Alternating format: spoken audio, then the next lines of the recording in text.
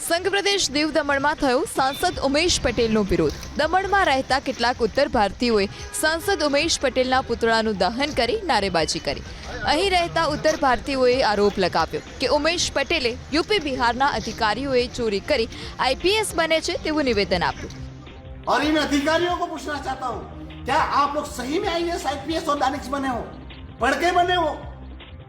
शर्म करो। या बिहार में यूपी में जो चोरी करके पास होते वैसे पास हो गए आप लोग?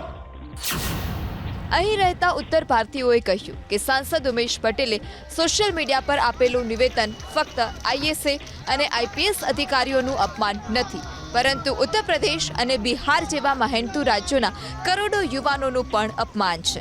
યુપી બિહારના યુવાનો અને જનતાની સાંસદ ઉમેશ પટેલ તાત્કાલિક માફી માંગવા જોઈએ, નહીં તો આવનારા સમયમાં યુપી અને બિહારના લોકો પોતાના મતોની શક્તિ સાંસદ ઉમેશ પટેલને બતાવશે તેવી પણ ચીમકી ઉચ્ચારી છે। અને લોકોને વિરોધને જોયા બાદ સાંસદ ઉમેશ પટેલે માફી પણ માંગી છે। मेरी स्कूल में 99.99% यूपी बिहार और पूरे भारत के बच्चे वहाँ पढ़ते हैं, और वो भी फ्री में। जाके तपास कीजिए। उत्तर भारतीयों की चिंता मैंने की है हर हमेश।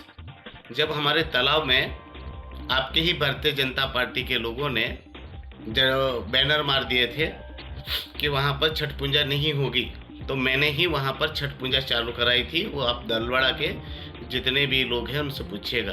फिर भी अगर आपको इस वाक्य से किसी को भी थोड़ी सी भी दुख या पीड़ा पहुंची हो तो उसके लिए मैं क्षमा प्रार्थी हूँ।